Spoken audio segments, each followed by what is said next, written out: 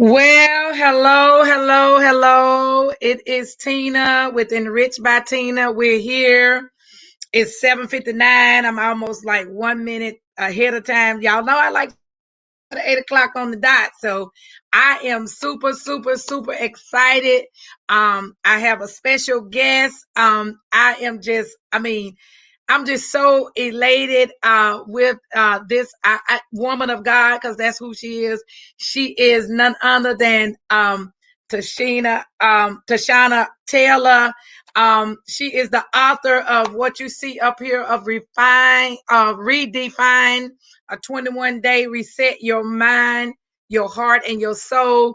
We will talk about a little bit about that later on in the show. So I am so anxious and ready to bring her on stage and let you meet my dear friend, my dear sister. I'm getting ready to add her to the screen, and I'm super, super excited.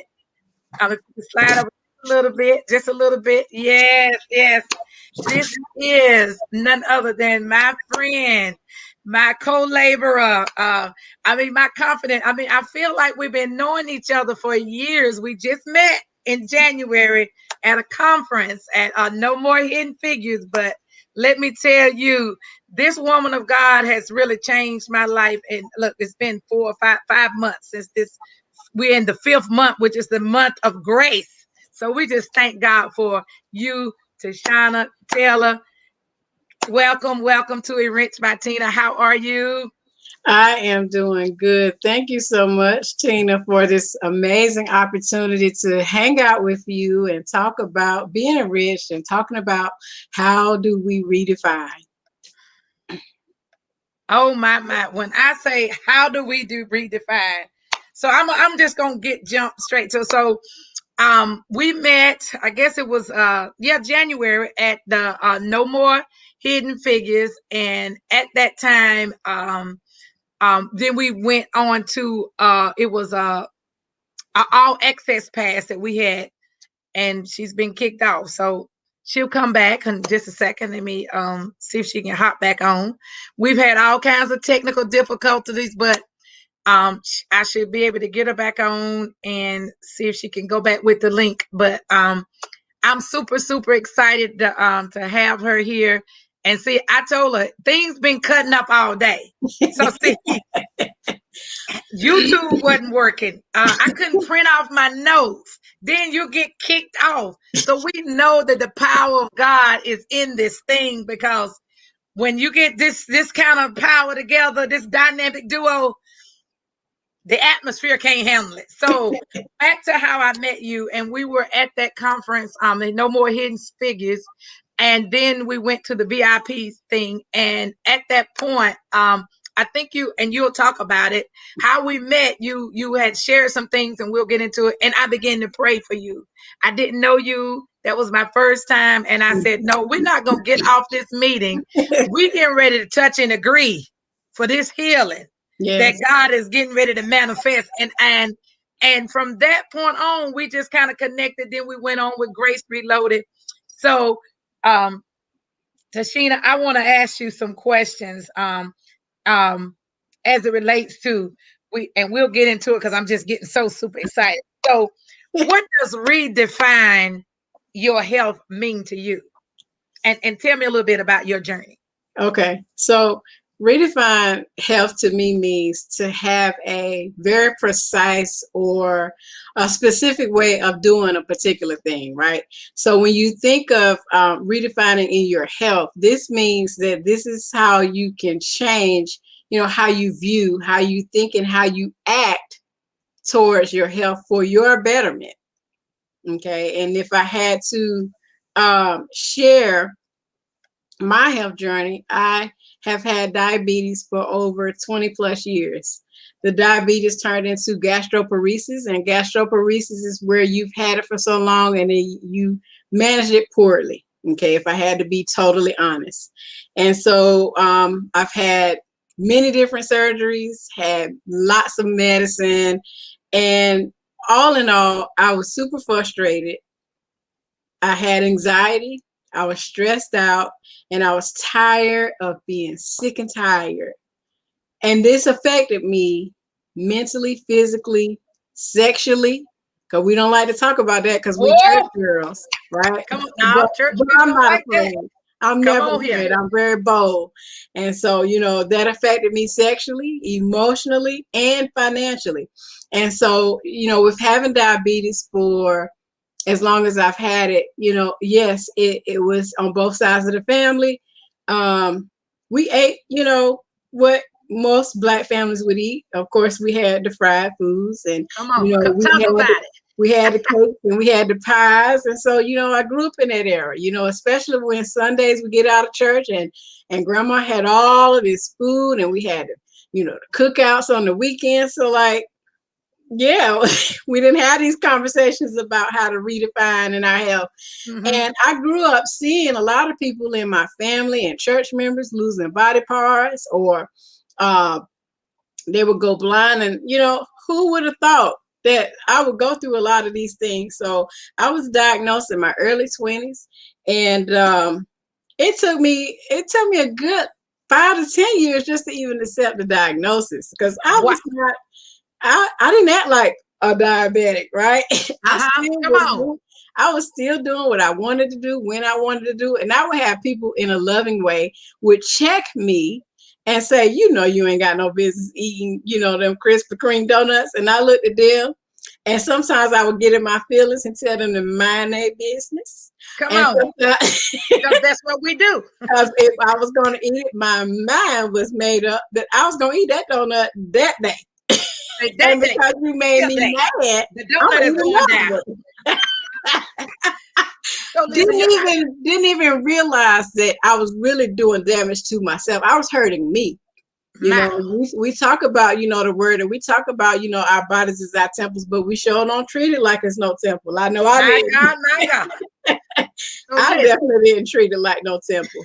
And so I'm gonna tell you, I did something real stupid. Like, I would buy the medicine based on the prescriptions that I would get, like the what was it, Lantus and the Metformin. I would buy the prescriptions, crazy, and didn't even take the medicine. Didn't even take it. Now, listen, you said you bought the medicine, so that means you spent the money. Spent the money, but you wouldn't take it. Didn't take it. It sat in the refrigerator. Now, it sat in the refrigerator until the insulin started turning cloudy. My God. I didn't take it because I was determined I was not a diabetic. Wow. Then, I had to go in a caregiver mode, and I had to caregive for my mother. She died at 49. Wow. 5 heart attacks, 5 strokes, diabetes, asthma, angina, overactive thyroid. I can keep on naming stuff. And I saw all the medicine bottles, still didn't dawn on me, right? Then it wasn't even 6 months after she died, I'm a caregiver all over again, this time for my dad's sister. And I'm the only child on my father's side. Caregave for her, and she had diabetes and ended up having a stroke to the point that it caused Alzheimer's for her, but she ended up passing away a year after having this stroke. Again, caregiver again for my great aunt, then my uncle. And then I started going through challenges with my own health because I was taking care of everybody else and not even taking any type of care for myself. Wow. And it was affecting my husband. It was affecting my child. And so I'll never forget, I was backed up for a very long time. I could not go to the bathroom. I could not take any laxative. None of that stuff worked. And there's a song by a rapper that's called Locked Up. They won't let me out. That's exactly how I felt. I was locked up and I couldn't get out. And then my God. And then it was 2 weeks, locked up, girl. It was 2 weeks to the day after I took a laxative that my stomach said, you know what, I guess I'm tired of packing all this food in your stomach. And so I'm getting ready to let it all out. And baby, let me tell you, I vomited for 2 weeks straight every day. I Wow. vomited so much that I went to the doctor shaking because I Jesus. couldn't keep no food down. And I told my doctors, I said, I don't understand what's going on. And that's when they told me I had gastroparesis. And so they told me that, I had vomited so much that I was starting to be dehydrated. And that if I didn't make a decision that day I had to decide, was I going to do gastric bypass as an emergency surgery? Oh my And God. I Did you say said, emergency surgery? emergency surgery. That's how Meaning bad it had got you had to make a decision of whether you were going to live at that point. at that point. You had to have the surgery as a result of Yes. not taking care of your diabetes. My listening audience out there, if you're listening and you don't want to claim diabetes, listen to this woman. Yes. She just told us she had to have emergency gastric bypass because she was determined she was not a diabetic and Mm-mm. she wouldn't listen. Mm-mm. Okay. Nope. And so I was hemming and hawing with the doctors, like, I don't want to do this surgery because some of my friends had the surgery and they they had this big old head and this little bitty body. And I was like, I don't want to look like that. And my doctor said to me in an angry tone, are you worried about your looks or do you want to live to be here to take care of your son? And when he gave me the look like that, it was kind of stern and it, took me aback. And I'm like, oh, he's serious. And so we had to prepare for it. They gave me a little time. Of course, I had to fill out paperwork for the job to be out of work for, at least 6 months or whatever. And they gave me time to get my stuff together. And in the meantime, they gave me all of this medicine to keep me from being nauseated and vomiting. And so it was only, when I finally did make that decision to go ahead on and do the surgery. I'll never forget, the surgery was successful. This was in January of 2016. Okay. The surgery was successful. However, 3 days after the surgery, out of the blue, my left lung collapsed. Oh, now you talking about being redefined. My God, you went Yes. from one thing to now your lungs collapsed. Yeah, my lungs collapsed. But all of this is in God's plan, right? Everything that we go through, y'all, if y'all are listening, if you don't take nothing else away, everything that you have been through or everything that you are going through in your life, let me tell you, there is purpose in it all. And God will find a way for it to be recircled back so that you can go back through this experience. Why? So that you can tell somebody else how they can overcome. So I said that to say this experience with the lungs collapsing was really God was orchestrated in all of this. Now, when you're My going God. through something like this, you can't speak that because you don't even see it, you don't feel it, and you're like, well, how, did you go through something like this and God was in it? Well, I had been in business since I was 18 years old.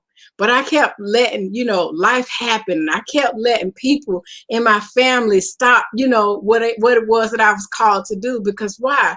I had caregiver mode. We as women, we wear all of these hats and we neglect us. It's just recently that we started hearing a lot about self-care, right? And Absolutely. so with knowing this, having the surgery and my lungs collapsed, the doctors came in the room. I'm looking at a game with my husband on TV. We laughing and cracking up. I didn't feel like it was nothing going on with my lungs. I thought I was breathing fine. They walk in the room and they looking at me all strange. And it's like 12 doctors in the room around my bed. And they're like, are you okay? Are you breathing all right? And I'm like, yeah. And they said, well, we got to move you to ICU. I said, for what? I know that's right. So they moved me to ICU to tell me that my lungs had collapsed. And next thing I know, I blacked out. But in that blackout, I remember, just like I'm talking to you, that was God's opportunity to talk to me. My God. And what he told me was that he was going to allow me to streamline my life. My God. Because I was not in position for purpose's sake. Because I had, like I said, caregiver for everybody else, and I did nothing for me. And the word tells us that we got to spread love at home before we can spread it abroad. Come on now. Charity begins at home. It begins at home. And At that the meant house. that started with me. And so if you are one of those ones that, you feel bad because, you decide that you want to do something nice for yourself, or you want to go take a unplanned trip, do it. Come on. You Somebody know, that, somebody that, you of course, you use wisdom if you're married. Now you just don't get up oh, and absolutely. you don't just get up and just do your thing, but you use Absolutely. wisdom. Okay. That's But right. make sure you taking care of you first. My God.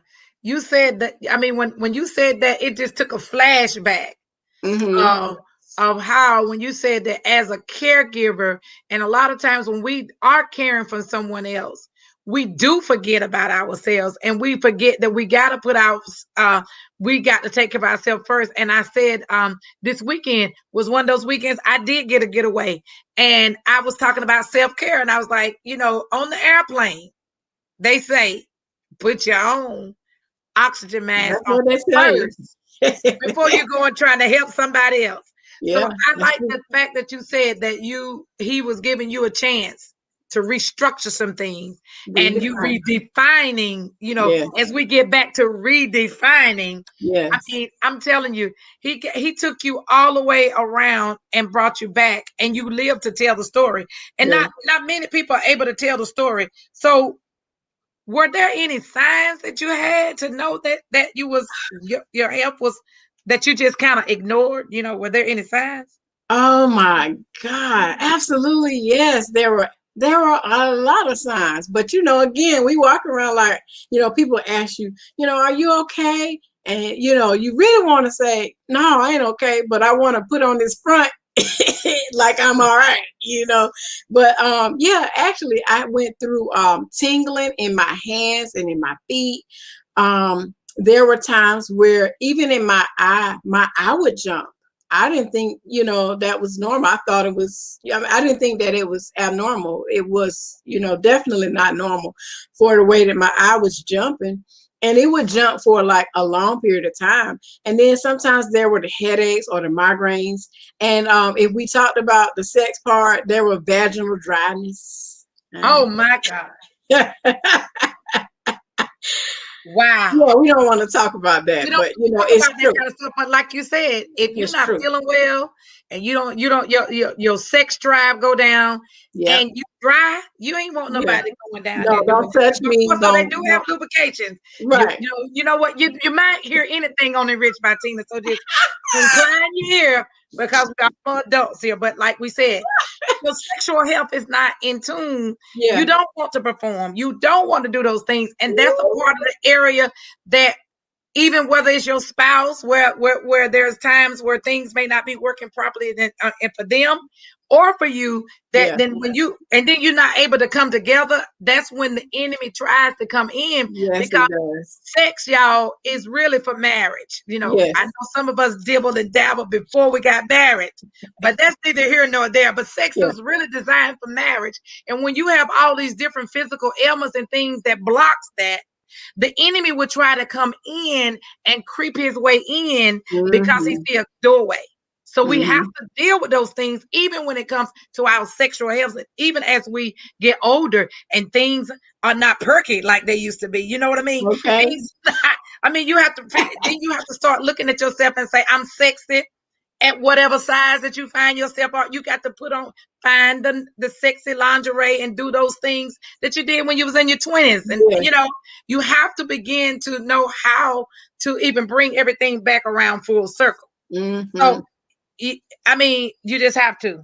But I thank you for sharing that, because like you said, a lot of times as we even think about the spiritual things and we think about sex and sexual health is things that a lot of times they don't even deal with at church at all. Mm-mm. And we Mm-mm. are spiritual beings, and we're in this body, and we have to know how to interact sexually with your Mm-hmm. mate. It That's just so it is what it is. And that's so so and when you do not take care of your body, whether it's with sugar, or as they say, sugar diabetes, mm-hmm. diabetes, where you got high blood pressure, it makes it, that is especially for men, it is that's a strong muscle, right? and it Yeah. has different types of veins that sometimes if you're not taking care of your body and your blood pressure's up or your sugar levels are up, it messes with that muscle too. And Mm-hmm. that's not fair at times if you're not able to perform when you can do some things to make sure that your sexual health is together too. So I thank you for bringing it up because a lot of times people don't want to talk about this. Mm-hmm. So now you said that you've been a diabetic since you was 20. Mm-hmm. Now, what is something you wish you would have done about your health when you first got your diagnosis in your 20s? What's something you think you wish you would have done? Well, I wish that I would not have taken for granted the severity of having diabetes. Like, it caused me to lose sight of my left eye. And I can share that, with your audience also if you would like me to. But it caused me to lose sight of my left eye. And I say by faith that this is only temporary. But even if God doesn't restore back the sight of my left eye, guess what? I'm at peace with it all because I've had to do the inner work and I had to forgive myself. I My, had my, to my. forgive, my family members, because back then they didn't know. They didn't know that, technology would be the way that it is today and, that we would, lose parts of our body and, all of the different side effects. So, um, it, I took for granted, for so many years. Like I said, I bought the medicine. That was so stupid to buy the medicine and not even use it, right? And I had to wake up really and go through this redefining process. Why? Because I have a son that is following after me. And, a lot of times our kids watch what we do and they repeat the same things, and then we put this label on it and we say, oh, this is a generational curse, Mm-hmm. but we can generationally control it. Oh, bye. I like that. Yeah, we can control it, but it starts, here in the mind, because what I was actually doing by taking this for granted was I was actually causing myself a slow death. And it was very agonizing. Wow. Yeah. Wow. You said a mouthful, like a generational curse that we actually can generationally control. Yeah. Because a lot of times we do use it as a crutch. And I have to say that we use it as a crutch. Well, Yeah. my mama did this, my grandma did this, so guess what? I'm gonna do this. But there comes a time when you have a made up mind and when you redefine what your purpose is and you know what God has intended for you to be here on this earth. And like you said, he told you he was going to give you that moment to come back, to restore, to redefine, to renew, to get you back to your point. Although you suffer some things and you're still transitioning in some things right now as it and I like that about you and your faith because you said something that was a mouthful, that even if he doesn't restore it all the way, it is well with your soul Mm-hmm. because you did what? You did that inner work and you said you forgave yourself. And a lot of times we're holding on to unforgiveness. And I'm trying to tell you that unforgiveness will cause you all types of sickness inside of your body. It'll Mm-hmm. do all types of things that it's better to go ahead on and forgive. And like my mama used to say, feed them with a long handled spoon than to Mm-hmm. sit back and be holding on to a grudge. And let me tell you, I was the queen of the grudges. I will hold a grudge to Jesus. If it took me 10 years to get you, Yeah. as I told you before, Big Red was going to get you. Okay? Yeah. Those of you out there listening know that my nickname when I was growing up was Big Red. You didn't want Big Red on the scene. Mm-hmm. And Big Red would get you if it was the last thing she did. If it took her 10 years, I will hold on to something. And then I had to come to grips because a Mm-hmm. lot of times that unforgiveness stuff that we don't do and we hold on to, it stunts us. It keeps us from moving forward. And the person that we are holding these grudges with, they are going on to happy land while we Mm-hmm. sitting over here miserable and sick because Mm-hmm. we won't let it go. Yes. So I thank you for sharing that you forgave yourself, and even if the Lord doesn't do it, you still you you still will give him praise. And Mhm. a lot of times people will want to charge God foolish, but like you said, there were things that were in your control that had you done it earlier. Yeah. These are the repercussions. And sometimes when we think about things, we think that there's a little bit of things. Yes, Brooklyn, it says we do a lot of times we use a lot of stuff as excuses. But excuses is you need to let that stuff go and Mhm. start moving forward and making a change. So if you have not yet made a determination in your mind of what you're gonna do as it relates to your health, it's not too late. Don't wait till you have something that is maybe irreversible when you Mhm. can reverse something. So when so what have you learned as you're redefining your life? What have you learned about your health as you redefine it? What have you learned? Oh wow, I learned a lot. So one of the things that I would share is that you have got to get down to the root cause of whatever the problem is that you're dealing with, right? And because a lot of us, a lot of us with our sicknesses and our diseases, they are attached to our spiritual makeup. And what I mean by that is that sometimes, we have fear, we have stress, trauma, bitterness, like you said earlier, unforgiveness, hatred, resentment, and it could be so many other things, but it started from somewhere. And so you got to go back to your childhood and go back to those conditioned or learned behaviors that you saw.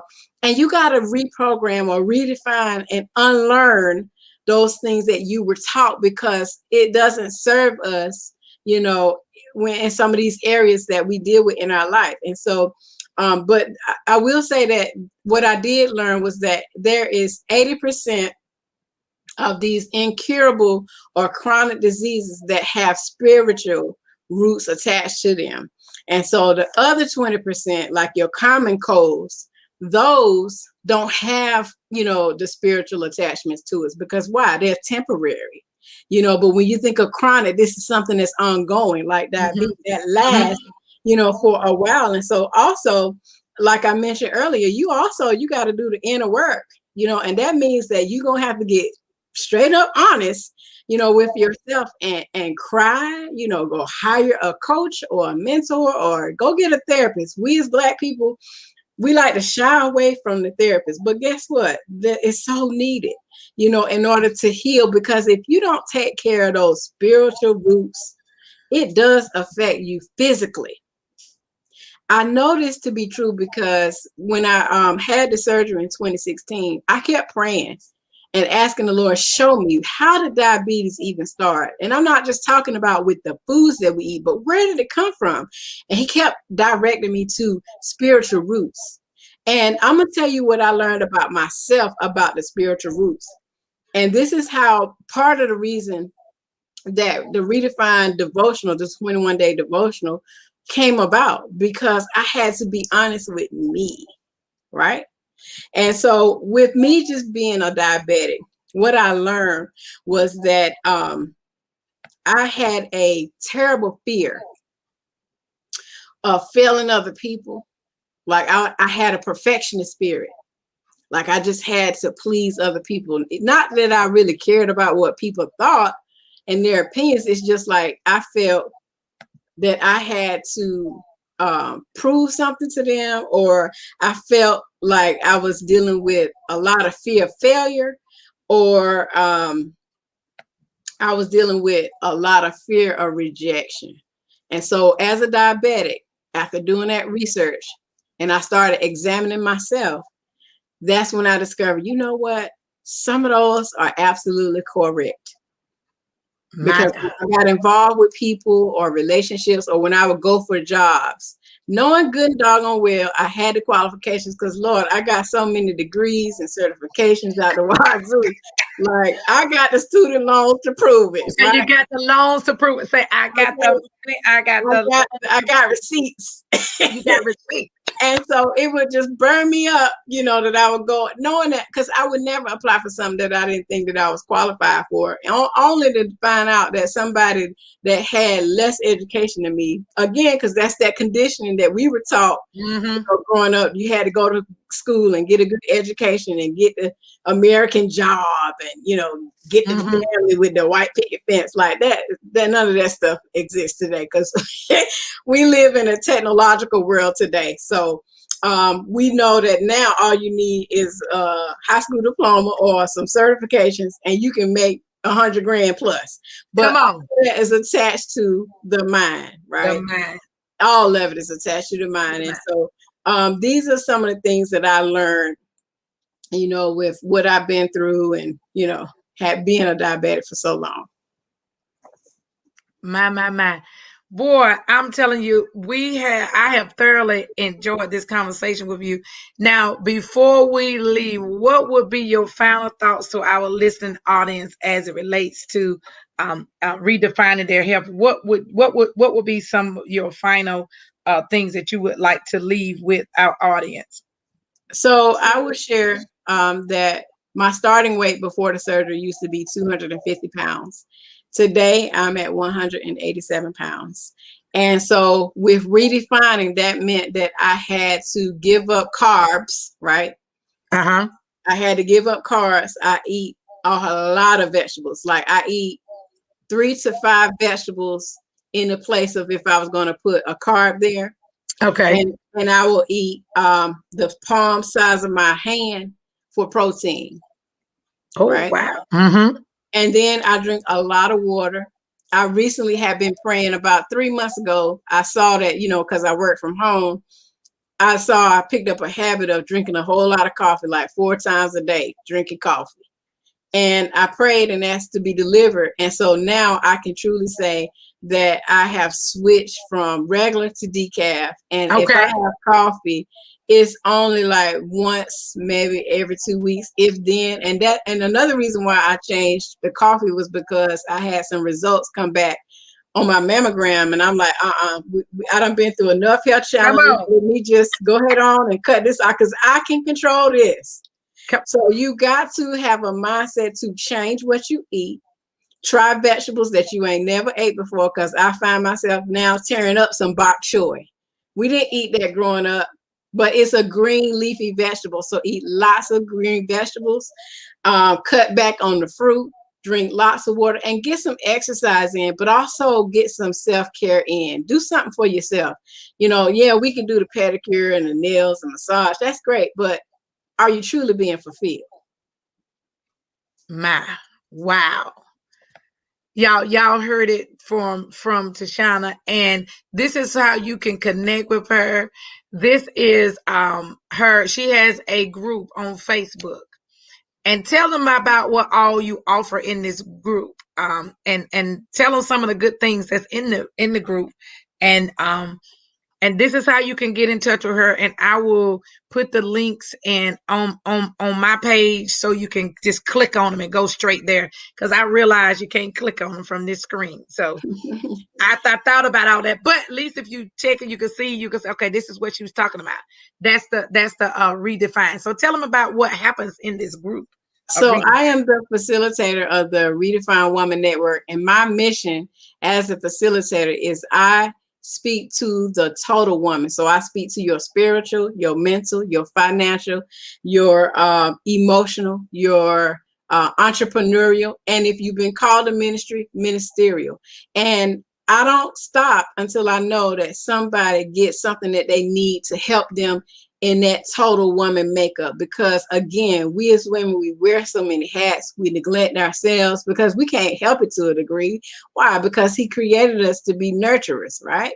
And so that's what we do in the group, where we have posts that, you are welcome to share, how you feeling or what you're experiencing, or if it's something that you want to be taught in business, we have conversations, and I try to bring in experts such as yourself to come in and share, different things, because we can learn from everybody. Like, we don't know it all, right? Absolutely. Yes, I am a very well versed and very well educated woman, but I still don't know it all, and I have to call on some reinforcement every now and then. Absolutely, absolutely, and you're right. And on her, all follow her on all her social media platforms. She is at Tschannen Taylor. So get over there, find some stuff, and then y'all, let me tell you about this book, and I'm gonna show you. It's right here. But and so she has a workbook, a journal, and a prayer journal, and the actual book that goes along with it, and a notebook that comes in. And let me tell you, I had y'all know I'm trying to figure out all this stuff all at one time. Y'all have to work with me. I got the box, and when I got the box, I was just so elated. So in that it had this tissue paper and everything. So are you still offering the box, or the box is still? I am still offering the box, but the box is only being offered as the book challenge, because eventually in a few weeks I plan to open up the doors where we will take this book and go through all 21 days, and we're going to talk about how each day we can redefine in different areas in our lives. And so, yes, the book is available. I mean, the box is available on my website. When you go to my website, TschannenTaylor.com, click on shop, and you'll see the box, treasure box. And I will put all her links and stuff on my page.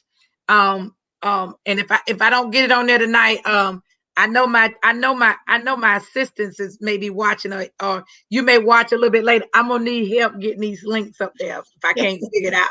So here's the book. It's called wait a minute, Redefine. And y'all, let me tell you, it has 21 days of how you're gonna reset your mind. And let me tell you, each day has a different word in there, and it's like redefine is day one. And then it's not only gives you what it means, it gives you a scripture, a prayer that goes with it. And then you take the journal piece, and that's what I like about it. And you take the journal piece, and it gives you things like on day one, it gives you another scripture.